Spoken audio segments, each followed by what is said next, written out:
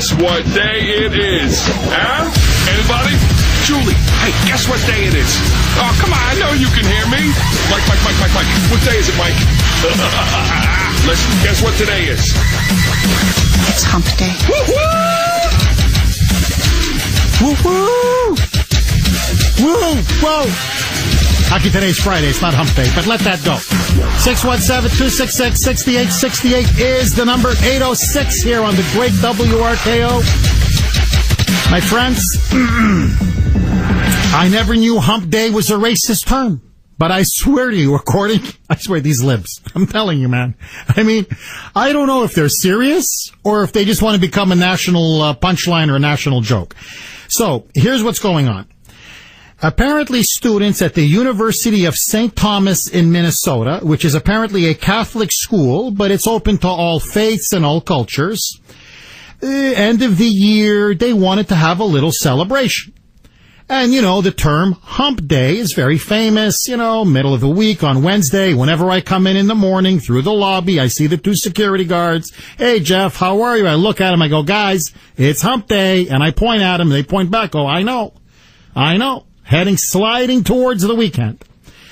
Well, they basically, you know, it's the end of the year. They wanted to have a little celebration. In December, they brought in a reindeer. And so they have a few drinks. The students get a little excited.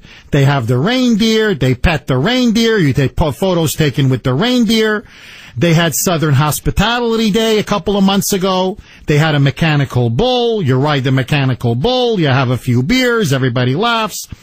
Well, for the end of the year, to celebrate, it was a kind of a hump day event. It was put on by an association at the University of St. Thomas, student group. They said, hey, let's bring a camel. And so I'm looking at the ad right in front of me, and it says hump day, like multiple A's, Wednesday, May 14th, 5 to 7 p.m. at the J.P. Monahan Plaza. Take pictures with the real camel, ! There's a picture of the university, and right beside it is a giant camel. And they give the phone number if you want to get tickets, even disability. If you're in a wheelchair, whatever, contact Disability Resources. It's open, literally, even if disabled, no problem. You want to take a photograph with a camel, no problem. Now, do I think they should be doing more academic things? Yes. Do I think they should be, more academically inclined? Yes. But students will be students, and they want to have a little fun. And so they bring a camel, or they want to bring a camel. But guess what? No. Because it is now verboten in the liberal United States of America, in the United Socialist States of America, in the U.S. of A., to bring a camel on campus. Why? I swear to you. God is my witness. Because it would be considered racist. Who would consider it racist? The camel? No. Apparently, some liberals on campus think that people of Middle Eastern cultures, that's the term that they use, Middle Eastern cultures, like they don't realize that there are vast differences among cultures in the Middle East, that many parts of the Middle East don't even have camels. But again, let that go. That would mean knowing something about the world. You see, that's not the specialty of the liberal low information voter. So because they think it may be offensive to some people in Middle Eastern cultures, suddenly, I bet you they're all Obama supporters. Guaranteed. These liberal students, suddenly, all of a sudden, it would be racist. You can't have a camel. Not only can you not have a camel, I swear, now the argument, it's like Redskins. Now the argument is being made that the term hump day itself is a racist term. Roll it, Brittany.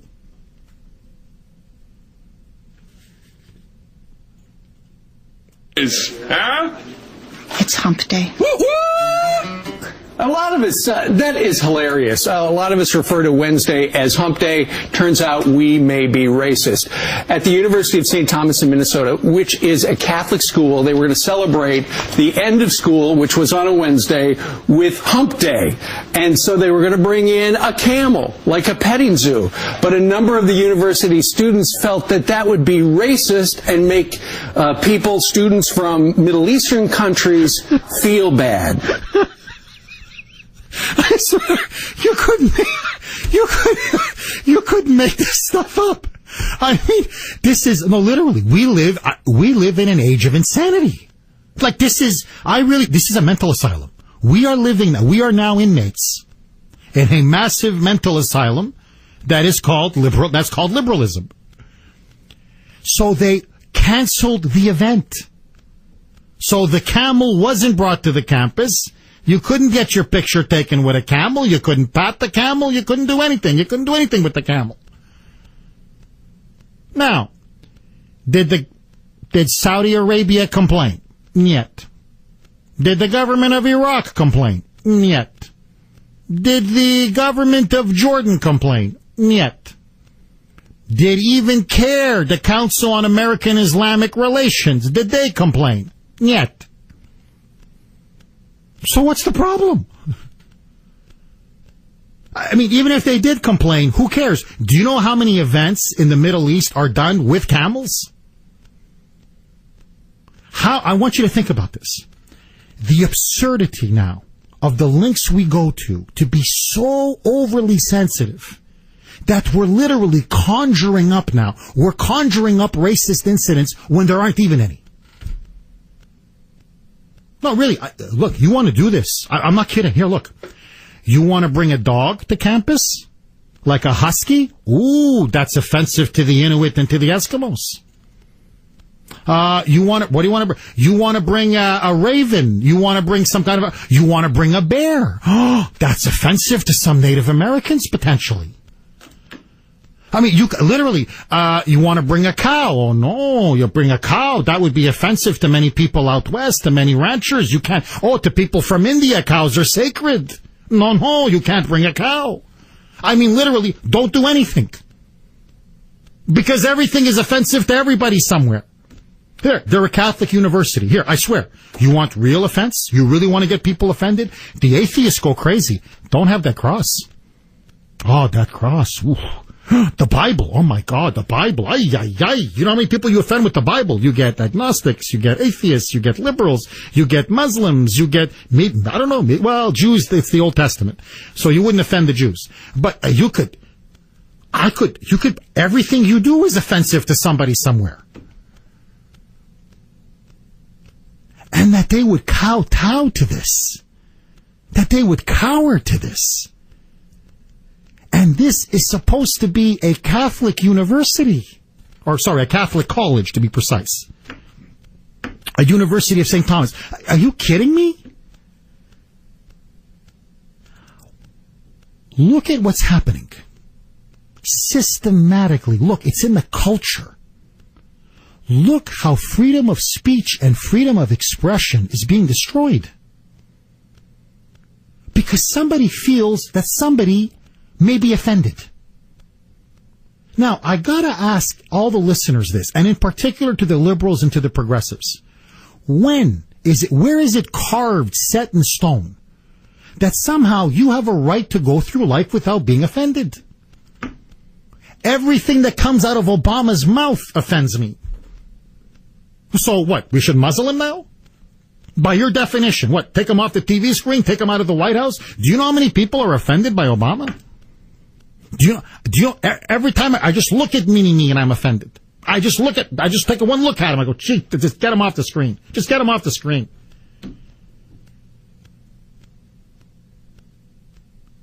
The way we're so willing to just abdicate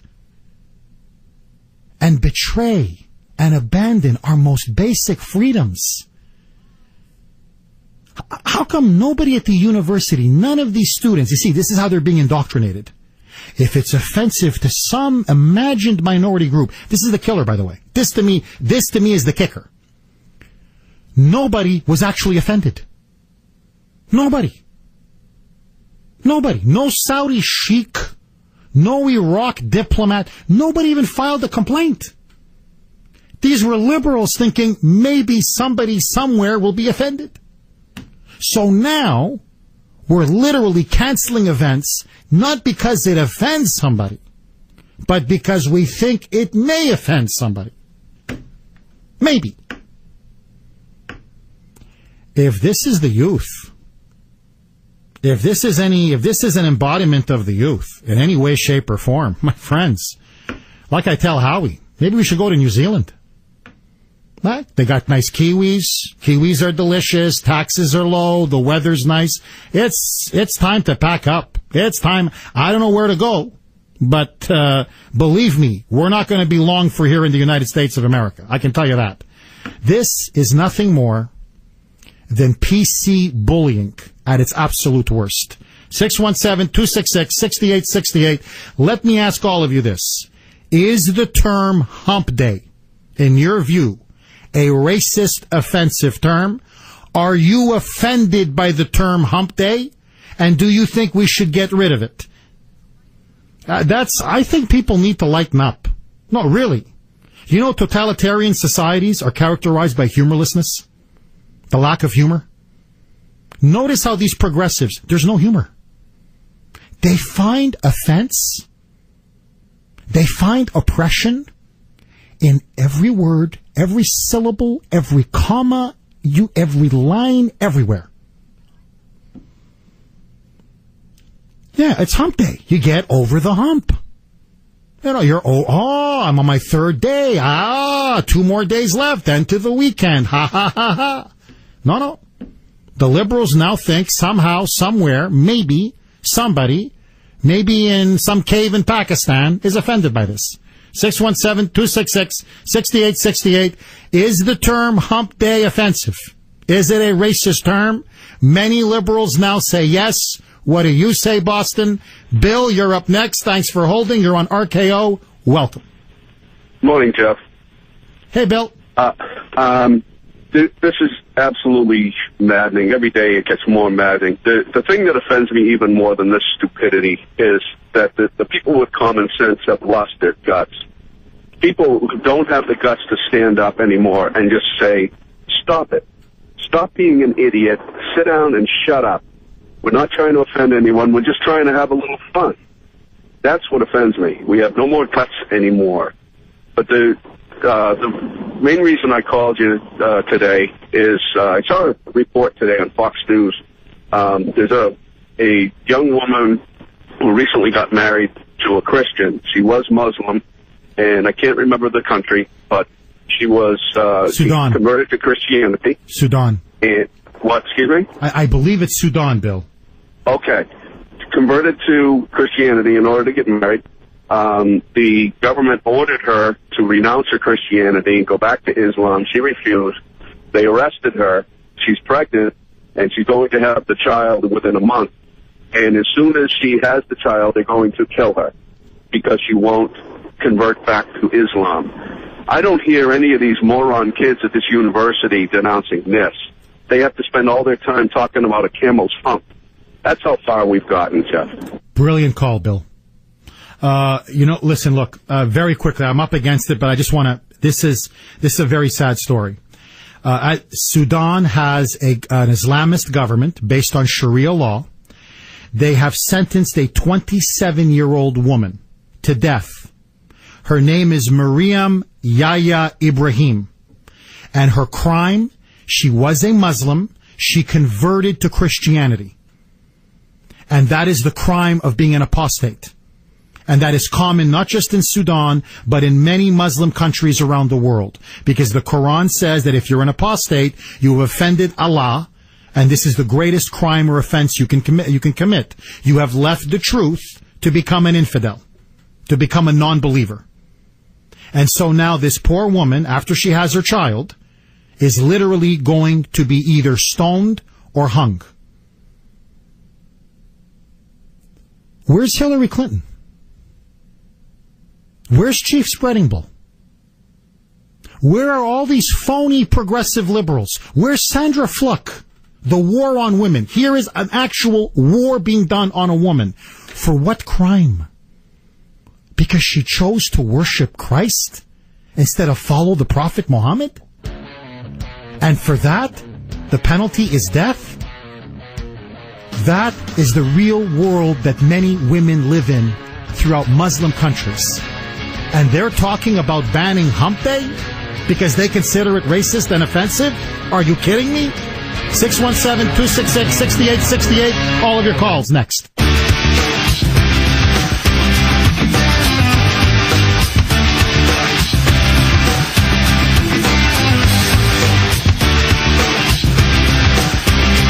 Welcome back to the Kuhner Report, 825. You're on the great WRKO. 617-266-6868 is the number. Liberals now want to ban the term Hump Day. University out in Minnesota want to bring a camel for an event celebrating the end of the academic year. It was on a Wednesday, Hump Day. Liberals say that's offensive. They think to some people from Middle Eastern countries, they can't actually point to anybody who has been offended, but they say they could potentially be offended. The term Hump Day, is it now a racist? Now, you know what offends me? Liberals. Liberals, I mean, I can't tell you how offensive I find liberalism. Hey, maybe we should just ban liberals. You want to ban Hump Day? No problem. I'll match you Hump Day for liberals. The camels aren't allowed? You're not allowed. 617-266-6868. Mike, you're up next. You're on RKO. Welcome. Mike. Jeff? Hello, Mike. Jeff? Hey, Mike, you're on the air, my friend. Hey, how you doing? I'm good. How are you? Listen, I blame the president and the Democrats for this. They've opened the door on every jackass issue and stupidity that can be imagined. And now the country and this society is on self-destruct. It's unbelievable. And lastly, what I'd like to say is please keep pounding the drum on Brad Jones. Oh, Mike, I'm not going to let it go. I know I'm right on this issue. Trust me. You know when your instincts, everybody that I hear from say, Jeff, you get rid of Brad Jones. You have a renewed, re-energized, revitalized Republican Party. Have you noticed it's basically disappeared over the last 10 years? Because of Brad Jones. He's a collaborator. We have a Democratic collaborator running the Republican Party. Look, just think about it. I don't want to get off topic, okay? But just think about it. If Shauna O'Connell, imagine Jim Lyons, or I'm just picking one. Imagine if she was leading the Republican Party. Day after day, press release, media interviews, going on radio, giving interviews. Whoa! Then there would be a fight. Then there would be resistance. Then there'd be a real opposition. Then the regime would have something to worry about. With this guy, lay down and love me, Brad. Bruce, you're up next. You know what he is? He's almost like a camel. You can just ride that guy and just keep riding him. Bruce, you're up next. Go, my friend. Hey, what's going on, Jeff? Hey, Bruce, how are you? Does Hump Day offend you, Bruce? When you say Hump Day, are you being racist, Bruce? Well, I'll tell you something, Jeff. The original, what Hump Day really is, it has to do with the trains. And don't hang up on me because I got a little joke for you. Sure. It has to do with the trains, with the when they back up and bump. That's humping a car. It has nothing to do with camels. But I'll tell you what does have to do with camels. You know why they call them ships of the desert? Well, why? Because they're loaded with idiot semen.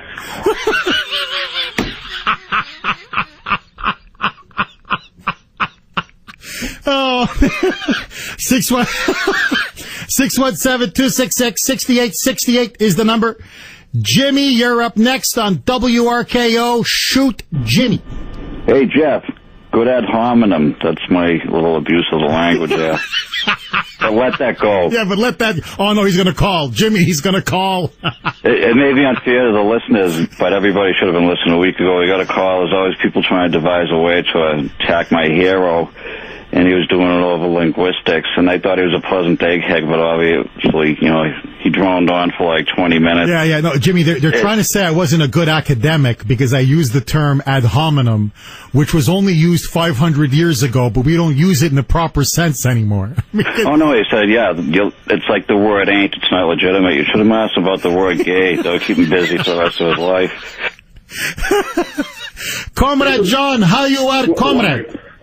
You don't have to get rid of liberals and their opinions, because it's their very beliefs that will create a place one day where they can't speak either. 617-266-6868 is the number. Okay, now, so Hump Day is considered a racist offensive term. This is the new one now on Benghazi. You want to see political correctness? Ambassador Chris Stevens, he didn't die. No, he wasn't killed in a terrorist attack. No, he died, I swear to you, of smoke inhalation. It wasn't the terrorists who killed him. It was the smoke who killed him. I've got that next.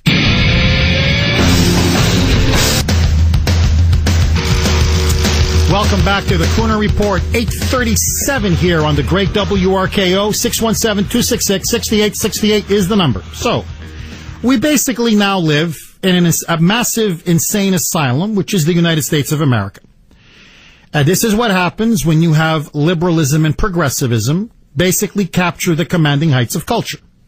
So Hump Day is now considered offensive. I got another story here. I swear to you, feminists are now pushing that all female teachers be called sir, because they say that miss, to call a female teacher miss, is demeaning and offensive. And apparently they're not being called professor enough. They want to, instead they want women to be called sir along with men. Because they just say, no, if you say madam or ma'am or miss, that's just demeaning. And sir is better. So now women are going to be called what men used to be called for thousands of years, sir. But again, let that go. On Benghazi, Ambassador Chris Stevens, along with 3 others, were killed, murdered, however you want to put it, by terrorists on September 11, 2012. However, not according now to many liberals. I swear to you. Terrorists did not kill Ambassador Chris Stevens. No. Now the new spin is, it was the smoke inhalation that killed Ambassador Chris Stevens. The terrorists happened to be there. They shelled it, the compound. They bombed it. They shot up the place. They started the fire, which led to the smoke, which led to Ambassador Chris Stevens dying. But I swear to you, don't blame the terrorists. Blame the smoke and the smoke inhalation. Eleanor Clift, I know she's still around. She's on the McLaughlin Group for years. She used to be a columnist for Newsweek. I used to bump into her in Washington, D.C. all the time. Ay. Believe me, not much between the ears. Let's just put it that way, okay? Not the sharpest light bulb. Sorry, the brightest light bulb. Not the sharpest tool in the shed. Eleanor Clift recently said that Ambassador Chris Stevens was not killed by Al-Qaeda terrorists. He was killed by smoke inhalation. So then she goes on this show, Newsmax, hosted by Steve Maltzberg. I know Steve very well. He used to have a show in New York on WOR. I used to be as a guest of his every week. Steve and I are good friends. He does a really nice job. So he has Eleanor Clift on, and guess what? She doubles, I swear to you, she doubles down. Roll it, Brittany. Every media organization has investigated this to death. This animates the right wing of the Republican Party. And I would like to point out that Ambassador Stevens was not murdered. He died of smoke inhalation in the safe room in that CIA installation. I don't think that's I think that is... No, I think I've heard a drastically different story from people who are also in the know about that. So I don't think it was... attack, Eleanor. He was murdered in a It was an opportunistic terrorist attack that... Opportunistic? Opportunistic that grew out of that... video. The video had nothing to do with it. There were demonstrations across the world in because Benghazi, of that. not in Benghazi. There was no video related to it at all. Okay, so that was the original comment. So that's where that shocked everybody's like, what? You mean Ambassador Stevens wasn't killed because of the terrorists? No. It was a smoke inhalation. This is just animating the right wing. This is just this is the right wing. They're saying he was murdered. No, the terrorists didn't kill him. It was the smoke inhalation that killed him. So then she goes on. Do we have the Steve Malzberg? Okay, so we're going to try to find the Steve Malzberg cut. Basically, she doubles down. Steve Malzberg essentially says to her, "You got to be kidding me! Like, you're going to stand by those comments?" And she's like, "Yeah, he died of smoke inhalation. The terrorists didn't kill him. The smoke did." I think she's approaching 80, if she's not 80 already. Eleanor, it's time to retire. I mean, there's it's Eleanor, it's time to hang it up. 617-266-6868 is the number. You know, that's like saying on 9/11, many of the people that died at the Twin Towers. No, the terrorists, Al-Qaeda, those hijackers, they didn't kill him. No, the fall killed him. It was the smoke inhalation. No, they weren't killed by the terrorists. They were killed by the fire that burned them alive. It's the fire that killed them. Not the terror. It was the planes that killed them. It wasn't the terrorists. No, don't blame the terrorists. If it wasn't for the damn fire in the damn plane, nothing would have happened. 617-266-6868 is the number. Sly, you're up next. Thanks for holding. You're on WRKO. Welcome. Hey, Jeff. Look, man, I totally disagree with you. This lady is 100% right. I mean, just look at the logic here. If I fire a shoulder-fired rocket into a building and, you know, you're in that building and the building burns down and you don't get out in time, and you choke to death on the smoke, hey, it's not my fault. You know what I mean? Sly, you know what? I never looked at it that way. Sly, I never looked. You know what? You've just opened my mind. You've opened my eyes. You've opened my mind. It's true. This is great. I'm going to walk around. I'm going to shoot Cooksey. I'm going to walk up. I'm going to shoot Cooksey. As he's lying on the floor, I'm going to say, Cooksey, no, I didn't do that. The bullet did that. I didn't. No, don't blame me. It was the bullet. 617. This is incredible. This is, wow, these libs, they're onto something. 617-266-6868. Coming up next, Larry Kudlow will be on to discuss Boehner has now given a secret guarantee to the Obama regime that in the next couple of months, he and the Republican leadership in the House will support and push mass amnesty for illegal immigrants.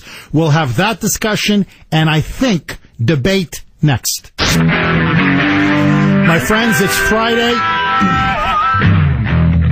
So that means in the 8 o'clock hour, Larry Kudlow, brought to us by South Shore Savings Bank, CNBC host, nationally syndicated columnist, and of course you can hear his phenomenal radio show every evening here on WRKO on Saturday, every Saturday evening. Larry, thanks so much for coming on the Kuhner Report. I appreciate it. Great. Nice to see you. Nice to hear you. Sorry. Larry, so there are a couple of reports now coming out that it looks like Valerie Jarrett at a sort of very high-profile conference said that John Boehner gave her and gave Obama his word that over the next 2 to 3 months, he is going to give a hard push for amnesty for illegal immigrants. What do you make of it? Do you think Boehner should go for it, or do you think it's a trap? Well, I don't like that word amnesty. If you took that out and you put in something like legalize the status of illegals, I probably agree with you. I don't know. The conference obviously wasn't there. But I think that Boehner wants very much to have some kind of immigration reform product on the table. I think he's going to have strong backing from a lot of different sources, including some of the Tea Party sources. Some of the Tea Party leaders, for example, like Sal Russo, has already come out and said we've got to have immigration reform on the table. So I don't know the specifics, but generically it makes a lot of sense to me, and I want to say that I wholeheartedly support this. I do not believe the Republicans in 2014 can realize all their gains, hopefully, in the Senate, and I do not believe the Republicans in 2016 can regroup to win the presidency unless they have a big tent, and that big tent has to include a reach-out, some kind of solution to the immigration problem, and immigration in general, not just Hispanics, but also Asians. I think that's absolutely essential. I gave a speech here in New York to the Republican state convention with the same message. It was well received. I believe it's essential. I know Boehner's pro-immigration, so I hope that's right. I just don't know what the deal is. Larry, just to play devil's advocate, Investors Business Daily today has a really scathing editorial where they are warning Boehner and the Republicans, basically saying this will be signing their electoral death warrant. And they cite a report from the Eagle Forum by Phyllis Schlafly saying that already the immigrants of today and their children overwhelmingly support expansion of big government. And they vote, hence they vote overwhelmingly Democratic. So if you push for a path towards legalization, you are going to tilt the electoral playing field decisively to the left and to the Democrats. And they further argue that if you do this, especially now, you are going to alienate a key chunk of the Republican base. You're going to demoralize many conservatives who believe this is a sellout. And so it's going to hurt the Republicans in November. In fact, what Boehner is doing is committing both political and electoral suicide. Well, I'm afraid I don't agree with that, much as I adore Phyllis Schlafly, and I just love her. I just don't agree with that. Look, on the question of voting, we just focus on that. I don't think anybody is talking about voting rights for undocumented workers right now. Nobody's talking about that. I've not heard anybody talk about that.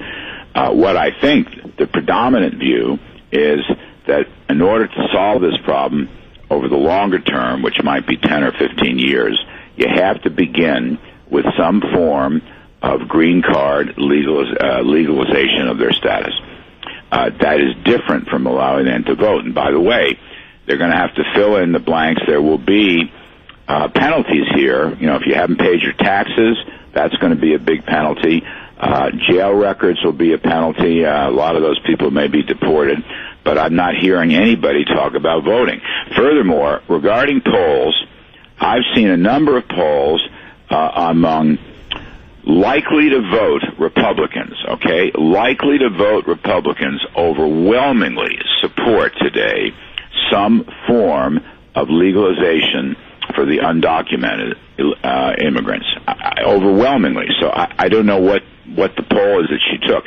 The other point I'm going to make is this. The issue here regarding votes is not whether immigrants are going to swing wildly for the Republican Party or the Democratic Party. The issue here is getting the GOP number from 27% in 2012 for Romney, which was a catastrophe, to something around 40% or even 45%. You've got leading Republicans like Governor Rick Perry and Governor Jeb Bush and others who have done very well, you know, polling well into the 40% zone. Former President George W. Bush was part of that group. It shows it can be done. The difference between 27% and, let's say, 40% or 42% is gigantic in a national election. Gigantic. So the question is cutting your losses, narrowing the gap. And the other issue is to say to the rest of the country, to independent voters, to conservative Democrats who, by the way, are giving up on Obama on issues like Keystone and blue-collar jobs, to say, we, the Republican Party, can solve this problem in a humane way. By the way, it isn't just Hispanics, it's Asians. Remember, we got 27% of the Asian vote in 2012. You can't win a general election with 27% of Asian and Hispanic voters. And those people who vote are legal, all right? But they are going to run against you if they're cousins, wives, friends, families, if they're all going to be left out, if the GOP is going to have a punishing face on it, that's a catastrophe electorally. So I take the completely other side. I also believe better immigration policy, such as the Brainiacs, allowing more engineers to come into the country, the Silicon Valley high-tech people, allowing the students who we help educate and sending them out of the country. This is a terrible loss. And again, it's anti-growth because we need to fill in the slots. Many people also believe that we don't have enough lower-skilled immigrants in this country, that our workforce has been depleted. People have dropped out of the workforce, as you know. That's why the participation rates are so low. So I think the Republican Party has got to have a better immigration policy. It's got to move in the direction of a reform policy, and it's got to do so in a humane way. And I just turned that whole electoral argument on its head. 27%? Are you kidding? How are we going to win a national election? All right, just to play again. We may not get a majority, okay, but we got to get that number up into the 40s. Let's be serious. Let's just look at it, Senate race by Senate race in key states. Let's look at it nationally on the presidential side. The GOP has to be a big tent. It has to be a big tent. If we lose that, we're going to lose everything. Larry, a couple of points. Number one, 4 million conservatives stayed home in 2012. That's one of the reasons why Romney lost. Everybody keeps citing the 27% among the Hispanics. Romney lost a lot of conservatives. That was a major reason why he lost. You're going to lose many more if you have this legalization path. Number two, I don't think so. You have 93 million Americans out of the labor force. We have an unemployment crisis. So why are we importing more labor? Why are we importing more cheap labor? According to the Phyllis Schlafly study, this is going to, even the CBO admits, this is going to push wages down. So why are we destroying the working class? Why are we impoverishing the middle class? Why are we also rewarding illegal behavior? These people broke our laws. These people crossed our border illegally. Many of them have been committing document fraud. So why would we want to reward all of that? And in the process, in the long term, most likely render the Republican Party a minority party. The Republican Party is close to being a minority party permanently right now. And we've been doing what Phyllis Schlafly wants us to do. That's the deal. Think about that. Now, you're talking about labor markets. I know something about labor markets. We have a shortage of low-skilled labor. We have a shortage of high-skilled labor. And regarding the wage question, I do not agree. The CBO did a study. This has been one of the most misinterpreted things I've ever seen. The CBO did a study that said in the short run, like the first year or two of legalization, there might be a 0.1% drop-off in local jobs on the border. Maybe. That's all they said. They also said, and this never gets quoted by the restrictionists, over the longer term, 5 to 10 years, jobs will go up, all jobs will go up, businesses will be formed, and the economy will grow more. We have never in our history in this country, never had a reduction of jobs and growth because of immigration policy. Look, let's go back to the mid-'80s. I worked for Ronald Reagan. He signed the Simpson-Missouri bill, all right, which turned out to be soft on border security, and I don't want to be soft on border security, but it was. Nonetheless, there was a flood of immigrants, and the economy boomed. The economy boomed between 1985 and the year 2000. We created over 40 million jobs. So this CBO study has been misinterpreted, and it has been used inaccurately by people. It is not the case. Larry, as an economist, I'm going to argue to you that the immigrants whether they're Asian or Hispanic or European, have been very helpful to U.S. economic growth. They come here to work. 90% of them come here to work, or they come here to join their families, or they come here to have a better life. And we have so villainized them that the image of the Republican Party has become a stark, discriminatory, narrow image, and we can't win that way.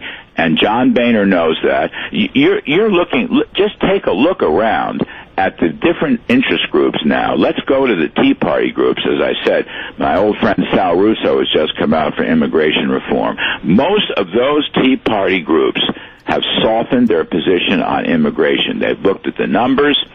They've looked at the history of this thing. You're talking about 11 million workers, okay? Yes, they are here illegally. But as Jeb Bush said, it's not a felony, it's a misdemeanor, and their motives have been good. And sometimes, if Larry, law is wrong, you have to modify the law. Hold on. What about the 36,000 criminal aliens that were just released that we found out by Obama last year? Murderers, rapists, committing sexual assaults. I mean, not all of them are coming here out of an act of love, Larry. I know, after Reagan, hold on, Larry. And after Reagan passed that amnesty, what happened? California went blue. California became solidly Democratic. The more demographically it became Hispanic, it became Democratic. So what you want to do is you want to make United States California. They didn't vote. They had never had voting privileges. The reason California has gone blue, in many respects, is because the Republican Party, first of all, has an anti-immigration message which has turned off the legal immigrants. That's a big problem in California. Second problem is California Republican. I just spoke to the Lincoln Club in Orange County. I mean, literally Saturday night. I spoke to the venerable Lincoln Club at their 52nd dinner. They are for immigration reform. They have changed their whole point of view. They don't want to be seen as the party of cranky old white men. They want to be an inclusive party. They want to be a Big Ten party now. And the California Republicans have not had a strong pro-growth message. That's so important. You've got to have a pro-growth message. You've got to deregulate. You've got to lower marginal tax rates. You've got to help the small business person. You've got to knock out Obamacare. That's what Bush 43 peddled. Bush 43 peddled lower taxes. He peddled growth. He peddled amnesty for illegal immigrants, and he lost California. Well, yeah, he did lose California. So, I mean, we've tried the Karl Rove approach. It doesn't work, Larry. And Larry, you're going to tell me, Larry, final point, and then I got to let you go. Unpopular. Larry, final point. 20 to 23 million Americans unemployed or underemployed. And you're telling me we have a shortage of people who want jobs? We need to import 10, 11, 12 million new workers? Are you kidding me, Larry? Over time, we need to import 500,000 or 600,000 a year. That's what so many studies have shown. And look, the overall generic point about the low participation rate, people dropping out of the labor force, is a function of Obamonomics. Is a function of Obama's anti-business, high-tax, high-regulate policies. That's a different subject, but it's an important subject because any immigration reform policies have to be coupled with pro-growth policies. The key points for the GOP this coming year in the midterms and in 2016 is to have pro-growth policies, what I call Republican red state policies, which, by the way, many of those red states have large immigration populations, and they do rather well with them.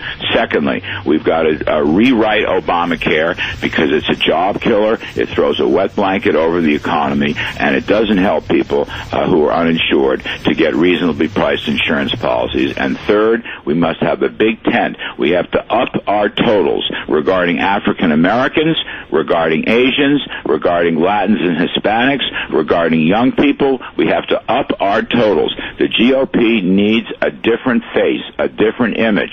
And as long as we saddle ourselves with this punitive anti-immigration policy, what exactly do you think you're going to do with the 11 or 12 million people who are already here and are illegal? How does this solve any of those problems? The answer is it doesn't. The answer is let them work legally, let them pay their taxes, let them make sure they're learning English and American civic history. We can do that. We've done that with every wave of immigration in the history of this country, and send a message to the rest of the country, to independents, to conservative Democrats, that the GOP is open for business, that we welcome all kinds of different groups who subscribe to our message of freedom, of economic growth, of entrepreneurship, and of freedom of choice in health care and in education. Those are the Republican messages. Another campaign that just bashes immigrants is going to be a loser for the GOP, just like it's been a loser for the last 10 years. Well, okay, Larry, a couple of points. It's time for change of immigration, Larry, too. Larry, we've tried your approach. We tried it under Bush. It failed. Now, you keep saying bashing immigrants. George W. Bush. Larry, hold on. Larry, I've given you like 7 minutes, Larry. Give me 7 seconds. So, George Bush pushed amnesty. How did that work out with the Latino community? I didn't see them voting in majority numbers. Bush pushed a pro-growth tax, low tax message. I didn't see him getting heavy minority numbers. Furthermore, Larry, you talk about integrating all these immigrants into American society. We haven't been doing it in 20 years. We have multiculturalism. Our public education system is failing. Now, all of a sudden, you want to import 11 to 20 million illegal immigrants into this country, and suddenly think we're going to assimilate them overnight? And finally, Larry, look. Hold on, Larry. And on the final point. Hold on, Larry. And on the final point. No one's talking about bringing in another 11 million. Larry, one more point. All right, Larry, one more second. Why can't you just seal the border, stop the bleeding, go after all the criminals that are in this country illegally, and then to the others say, you know what? You broke our laws. My question to you is this, Larry. I came here legally. I came from Canada. I paid for my H-1B visas. I paid for my green card. In total, it cost me $25,000. How come I got to pay $25,000 to respect the laws of this country, but if my name was Juan Kuhner from Tijuana, Mexico, suddenly I can come in here illegally, and Larry Kudlow wants to give me amnesty on a platter and tell the country it's good for me? I don't want to give you... Again, that word amnesty has become one of these buzzwords. I don't want to immigrate 11 million people right away. I think we have to put a lid on the volume of people that can come in. You have two issues here. Well, hold on. Number why? One, why? By your definition, if all these immigrants are so good for us, if we have this shortage of people who want low-skill jobs and people who want high-skill jobs, and immigration is just so good, by your own definition, then just keep the borders open. Don't bring in 10, 20, bring in 30, 40, 50, 60 million, by your definition. I'm not talking about 40, 60 million. You're exaggerating, and that's not my position. My position, however, is to have a brand new visa system that allows people to come in and out, not necessarily as American citizens, but during the work cycle, they will come in and then they will leave. And I am for border security. I absolutely am. I think we've made mistakes there, and I think the whole ICE system has to be reformed. Those are very important parts of an immigration deal. But your numbers, you're putting words in my mouth. I'm not looking for 30, 40 million people. What I'm saying is we have a problem with the 11 million people who are here, and we have a second problem with an inadequate labor force.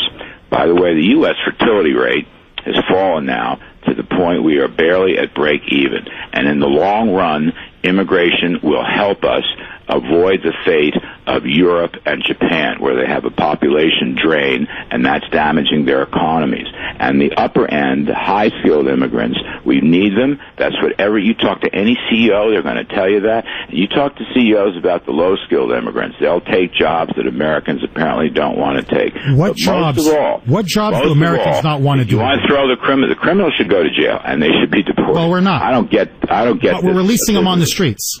I want to cut a wrong. deal with the Democrats and Obama that are releasing violent criminals on the streets. I disagree with that. I mean, I think you're correct. I know, but Larry, we can disagree. But the fact is, that's who Boehner's going to be cutting a deal with. Now, my question to you is this. I know what CEOs want. CEOs want cheap labor. So that's why. My question, I keep hearing CEOs this argument. Want skilled labor, too. Yeah, fine. But basically, they want a lot of the low skill. They want cheap labor. Now, my question to you is this. Tell me what jobs are Americans not willing to do? Because Americans seem to me to be willing to do any job.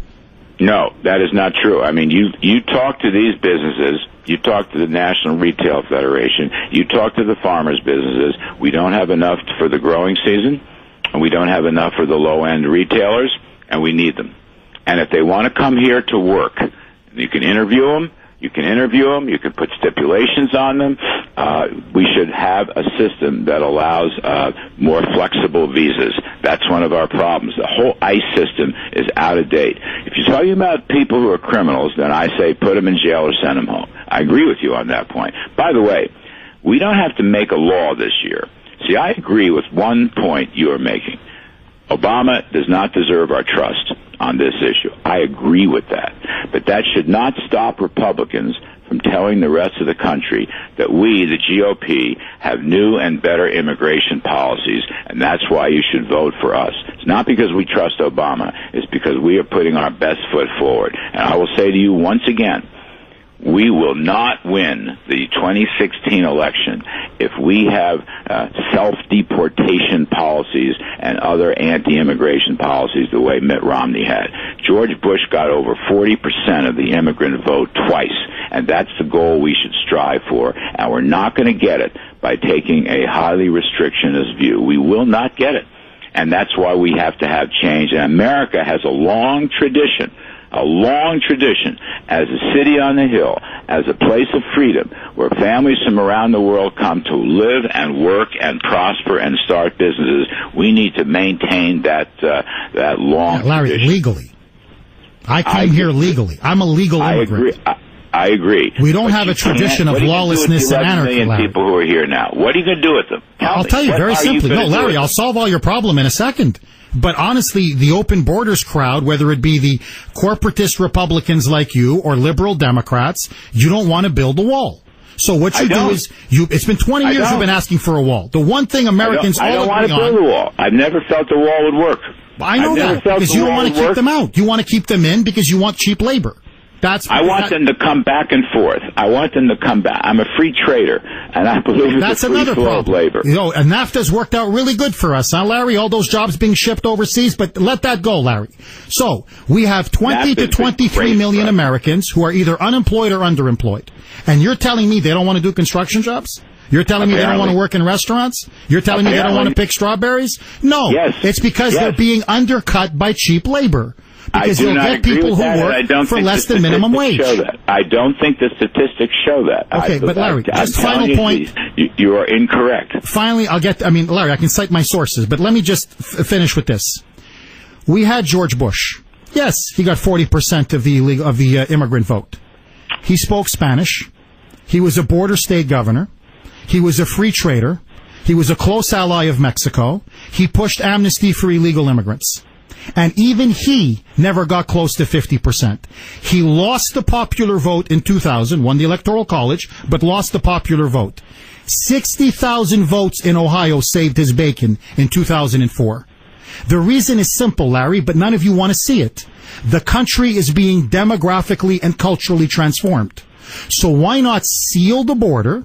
Go after employers who hire illegals, thereby stealing jobs from Americans and lowering their wages, and then crack down on the welfare fraud. Many of them are abusing the welfare system. Here in Massachusetts, we have at least several 100,000 illegal immigrants on EBT cards, on food stamps, using our hospitals, on mass health. They're draining the system, Larry. So if you crack down on fraud, if you crack down on employers, where are they going to go? They're going to go home. All right. I will respond to you. They're not going to go home. They haven't gone home. By the way, because we haven't told them to leave. Current law prohibits them from collecting welfare benefits. But they're abusing the law, Larry. Maybe so. Then the states have got to do a better job. But they're not, enforcing Larry. Current law. But be that as it may, that doesn't mean we can't make progress on that. And the fact that George Bush, Republicans lost in the last election for a lot of different reasons. One of the reasons was a 27% immigration rate. That was a killer for Mitt Romney. And George Bush did a good job attracting immigrants, and it helped him win in 2000 and 2004. And you got to have a Republican. If we have to go through this again, I mean, after the election, I remember last year, my friend Sean Hannity, many other conservatives began to rethink the immigration issue, okay? And I think they were correct to do so. John Boehner is picking up that baton and trying to move it forward. There is widespread support in the Republican Party outside of a handful, a small band of ultra-restrictionists. There is widespread reform for immigration reform. And I believe immigration reform is one of the key messages. It's a pro-growth message that will help us win in 2016. That's my view. We basically did what you all wanted us to do in 2012. Mitt Romney was mau-maued by the restrictionists in the party, and it turned out to be a disaster. Yeah, because he didn't believe what he was saying. A new Republican face regarding African Americans, regarding Asians, regarding Latinos, regarding Larry, young people. This is your fatal mistake. It's a new image. We have to reach out and have a bigger tent. Larry, I love you, brother, but you on this one, you sound like a liberal Democrat, and I'll tell you why. You're pandering. I sound like Look a at you. Jack Kemp. You're like a lib. I sound like a Ronald Reagan, Jack Kemp Republican, which is what I've always been. And You're like, I always you're checking will be. a list. I believe in equal opportunity. I believe in free trade, and I believe in economic growth. Right now, we're not getting any of it. It's time to change our policies. Larry, Obama himself recently told major Democratic fundraisers, major Democratic donors at a fundraiser, that if they pass amnesty, they will permanently control the Senate and they will be the permanent one-party majority in America. The Democrats know it. Obama's already telling his people that. They've set the trap, and you guys have fallen for it. And Larry, I'll tell you something else. Says, Larry, trust me. By the way, Larry, hold on. Just one more point. Larry, Larry, come on. Larry, it's not CNBC, buddy. Give me at least a minute. Larry, I'm telling you, take this to the bank. Time. I've always allowed equal time. This is not a threat. It's a prediction. If you guys in the Republican Party, if you ram amnesty down our throats, this is not just a few people. You're deluding yourselves. You are going to see millions upon millions upon millions of loyal, decent, conservative Republicans leave the Republican Party and go third party. It will be the end of the Republican Party. Larry, I'm telling you, I'm going to leave the Republican Party. Either you give me my $25,000 back, Larry, because I was the stiff. I reserve the right to disagree with your analysis, okay? I'll do this respectfully, and I'll do this politely. I've heard your point of view. I disagree with your point of view. And by the way, this word amnesty is so misleading because no one's talking about amnesty, by the way. We're talking about penalties. We're talking about paying back taxes. We're talking about learning civics in the Constitution. We're talking about long-term periods.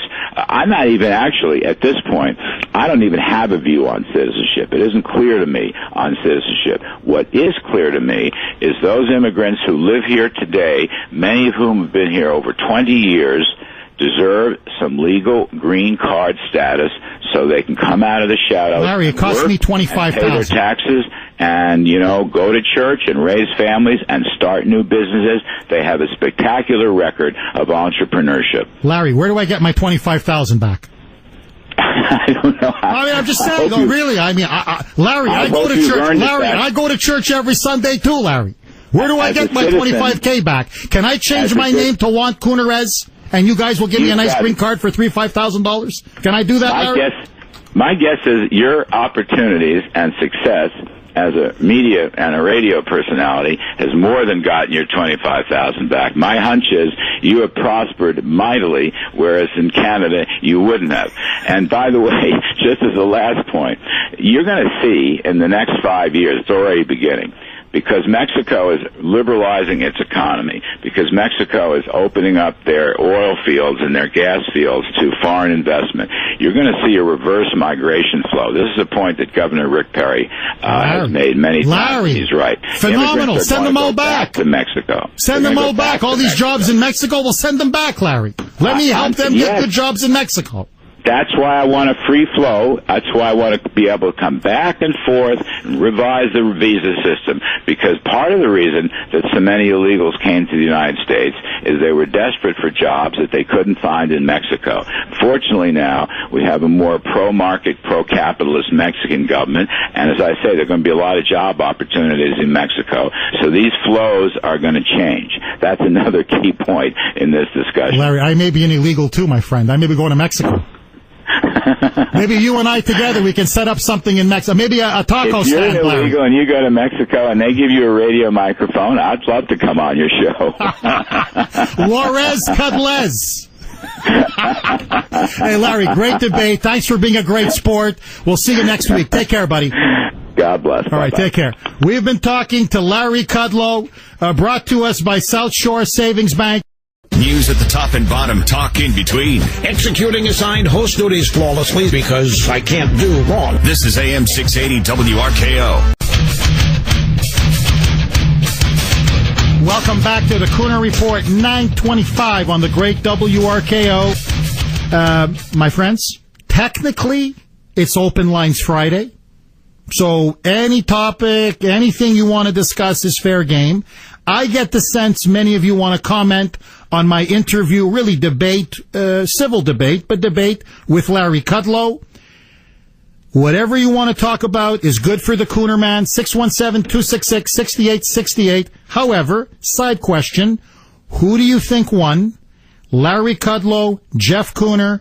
Do you think Republicans should embrace amnesty? Valerie Jarrett has now told people at a conference John Boehner has given her and Obama his word that over the next 2 to 3 months, he and the Republican leadership will push for amnesty in the House and off the Senate bill that was passed in the Senate.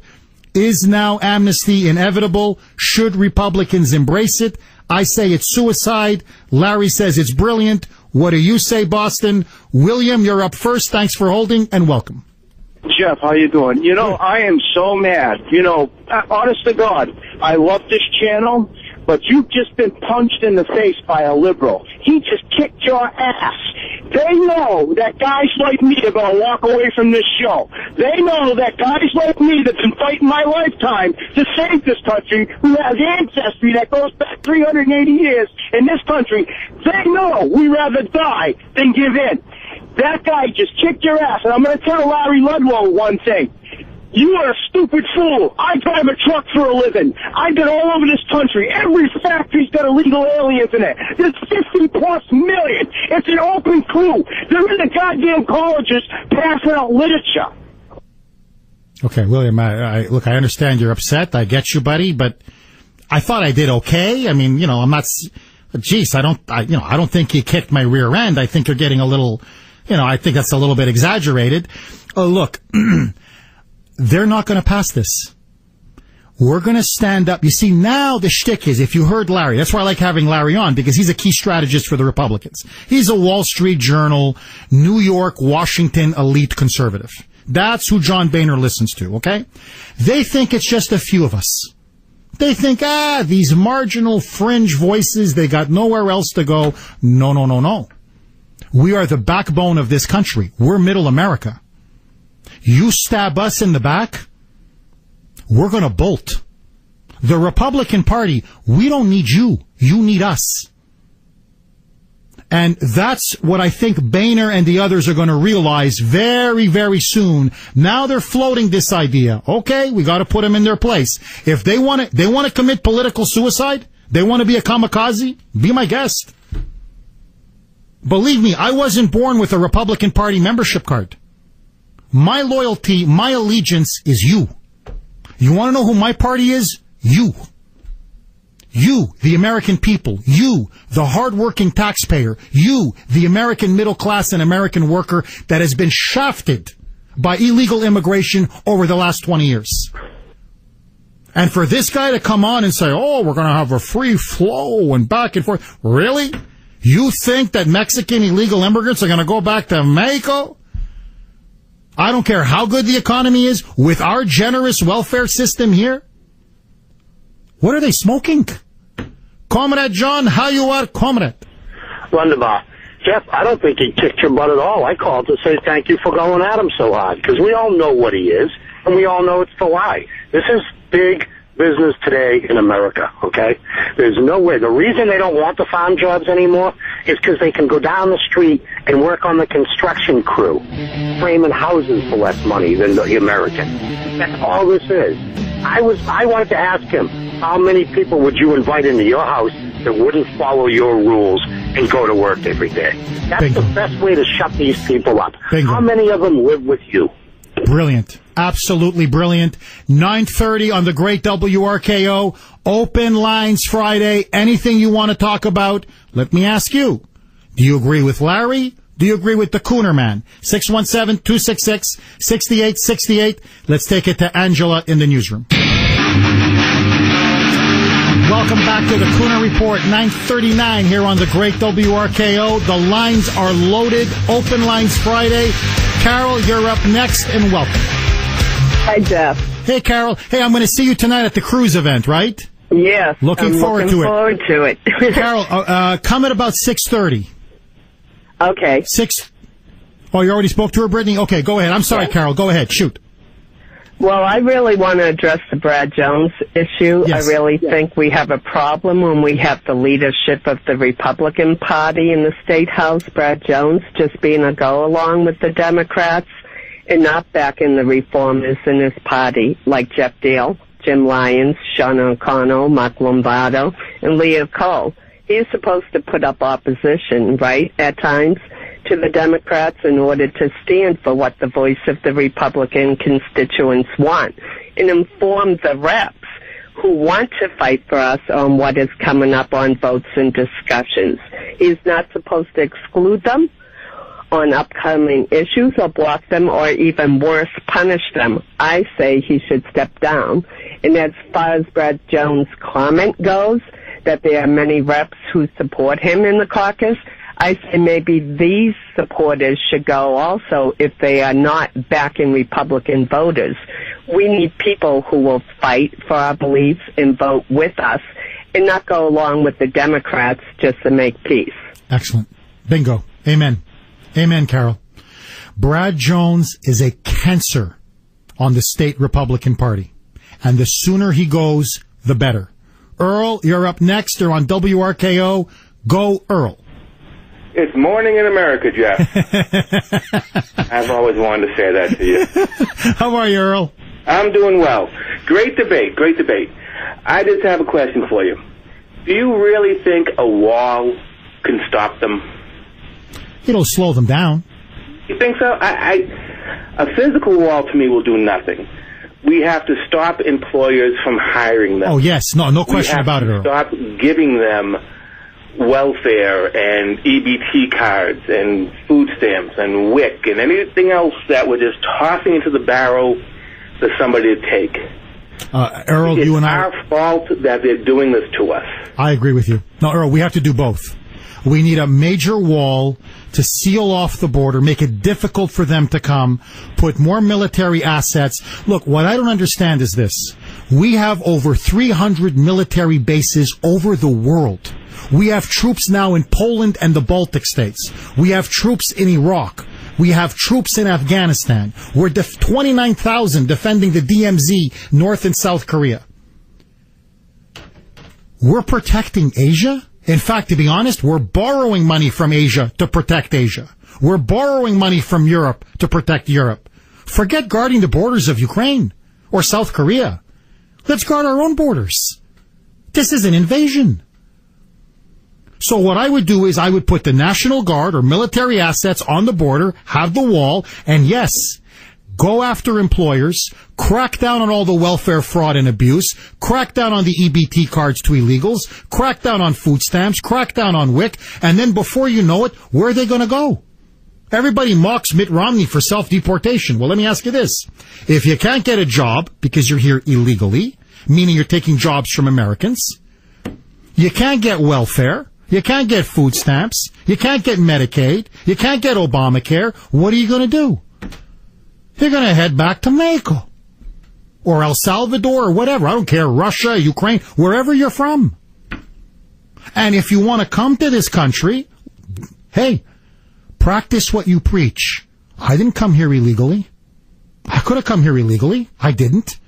I was at Ohio University. I could have overstayed my student visa. I had a social security number. I didn't honestly, people told me, well, why? You got a social security number. You're at Ohio University. You got a graduate degree. You're very well respected. Nobody will check your papers. No, schmuck that I am. I went back to Canada. I married my high school sweetheart. And then when I came to America after teaching at McGill, I came here legally. 2 work visas. And then I applied for a green card. Because I respect this country. Just like your ancestors, whether they come from Italy or Ireland or Scotland or China or Vietnam or many from Mexico, legally. What are we but the rule of law? Once you get rid of that, we're a third world banana republic. Now, I know Larry. Larry's a Wall Street guy. He's a Chamber of Commerce guy. He's big business all the way. That's why he wants cheap labor. For him to stand there with a straight face and tell me Americans don't want to do construction jobs. Americans don't want to work at low-end retail jobs. Americans don't want to pick strawberries. Americans don't want to work in the fields. Are you kidding me?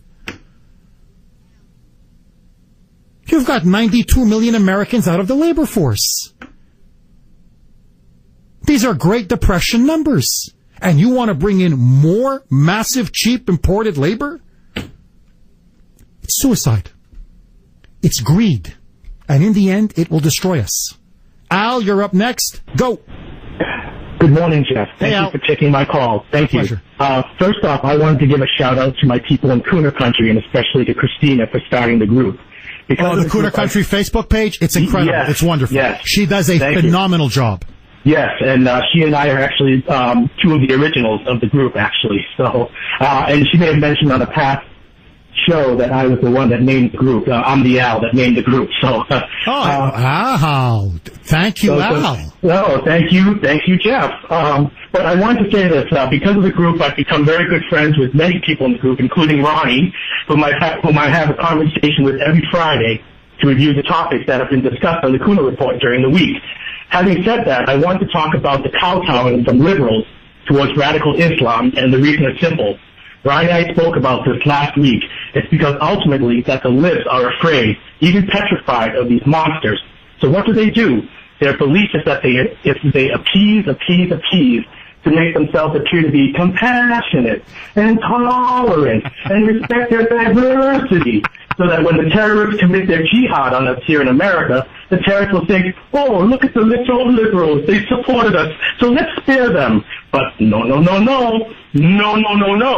What the libs fail to realize is that if they were left alone with said terrorists, the terrorists would not hesitate for 1 second to kill them. Love your show, Jeff. Thank you for your time. Bingo. You nailed it. Thank you, Al. Vinny, you're up next on WRKO. Go ahead, Vinny. Jeff, what was Larry Kudlow smoking? I have listened to Kudlow over the years, but that is the first time I ever heard him really come out with such thunder for amnesty. And what I look at his position as being, whether it's him, John Boehner, as being one of pure discrimination. And I'm glad you brought up the fact, saying that it cost you $25,000, because anything else for any illegal aliens, it would discriminate against people that did it the right way. And one point on Chuck Schumer, you always hear Chuck Schumer talking about, well, if you really need to open up the Republican Party, it needs to be a big tent. He talks like this. Since when does Chuck Schumer give a hoot for the Republican Party? But it is stupid enough for people like John Boehner and Larry Kudlow to suck him up, Chucky Schumer. I am so fed up with it, and I will be calling the Republican National Committee and saying, if you are going to be talking this way and putting this forward, don't expect 10 cents from me when you call me up for a donation. That's all I have to say about it, Jeff. Thank you. Vinny, before we let you go, how are you feeling? Well, I have 10 more radiation treatments, Jeff, and thanks for asking. What are the doctors saying? Does it look good, Vinny, or is it too early to tell? They feel that it's going to be very successful in terms of getting rid of it. Good. Thanks for asking. Good. Vinny, hang in there. Stay strong. I'm praying for you, Vinny. Thanks, Jeff. God bless you, my friend. He's suffering from cancer. And God forbid, with strength and with prayers and with good chemotherapy and good treatment, he'll persevere and overcome it. 617-266-6868. Open lines Friday. And if you heard the debate, did you agree with Larry? Did you agree with me? All of your calls, 617-266-6868. Don't touch that dial. Welcome back to the Kuhner Report, 9:54. John, you're up next on WRKO. Welcome. Hello, am I on? Yes, you're on, John. Go ahead, shoot. Let me tell you something. You did a good job telling him if they only did what you said to do, everything would be straightened out. Like you said, if there's nothing here, they have to go back. What you said is 100% right, but they won't do it. Because they're greedy. It's just, that's what, it's about the almighty dollar and votes. I get the Democrats. They want the votes. That's why they want amnesty. But the Republicans, they're selling their souls for the almighty buck. It's not worth it. Trust me. Tom, you're up next. Welcome, Tom. Jeff Kuhner, 680 RKO. That's red, white, and blue dynamite, baby. Thank you, Tom. What's up, buddy? Jeff, thank God for you standing tall and espousing true conservative red, white, and blue principles. I'm glad you had a civil debate with Larry because he did a beautiful job espousing the Democrat Party's principles on open border. Jeff, Larry has to get it clear. We are not going to vote for a liberal. Chris Christie, Jeb Bush. No, it's not going to work this time, Jeff. We're going to pick a true conservative, and maybe we go down, but we're going to go down trying. The country's going down like a bag of rocks, Jeff. This is never going to fly. And what about the narco trade, Jeff? The open to free flow. And what about the our Mexican drug cartels? Notice he never mentions that, Tom. This is not going to work, Jeff. Amen. Thank you for that call, Tom. And it's the opposite. That's what he doesn't get. We run a true conservative, we win. Donna, you're up next. Thanks for holding. Go. Jeff, you won. Kudlow sounded like a spokesperson for the Chamber of Commerce for free labor. I was ready to jump through the radio. First, it's not 11 million. It's more like 30 million plus their families. So why are those 30 million or even his 11 million doing the lower skilled job? That's not enough laborers. Then if they keep leaving the low-paying jobs, we need new ones, and it never ends. They've seen it drop people's pay in America. He said they'd go back and forth. No, even Kudlow said they'll stay. They won't pay the taxes because they won't have the money, so the government will waive it. He didn't address the drug cartels that are established here. He just said on the benefits that the government has to clamp down. Well, they haven't done it, and they won't. And if I hear him call us restrictionists one more time, I'm jumping through the radio. It's a negative term to shut us up, just like the left does. Larry, we're Americans, and we have a sovereign country. America has never been anti-immigration. We're the most open country in the world. So let me tell the Republican Party, you go back to your conservative base or you lose us, because we are now ready for a new constitutional foundation party. End of issue. Bingo. Ronnie, you're up next. Go. Hey, happy Friday to you, Jeff. Happy Friday, Ronnie. I would have loved to have asked Larry, since President Obama took office, we haven't had a single month, Jeff, not 1 month in 6 years, where the number of new jobs in that month exceeded the number of first-time unemployment claims for a single week, Jeff. In a single week, in April, 280,000 jobs were created. 344,000 people filed for first-time unemployment in 1 week. The week before, it was 320,000, and the week before that, it was 315. How on earth can you just saturate the country with millions and millions of illegal people with economic numbers like that? We have a labor shortage, Ronnie, according to Larry Kudlow and John Boehner. Russ, you're up next. Go. Jeff, I really enjoyed the back and forth. I got a kick out of when he praised you to make a point. And, I always try to find common ground, and I think the common ground here between you and Larry is, number one, the president can't be trusted. Number two, let's start by deporting all of those that have broken our other laws that are incarcerated at this time. And he did agree with that. Nice call, Russ. Jim, I've got about a minute. Go, my friend. Actually, sorry, Jim, 30 seconds. Go. Hi, Jeff. Hey, Jim. I've been running a business for 30 years, a construction company, and I'm so sick of these multimillionaires dictating to me what's good and bad for my business. Jim, I hear you. I hear you. And soon, they're going to hear from us. I got to go. Have a great weekend. Bye.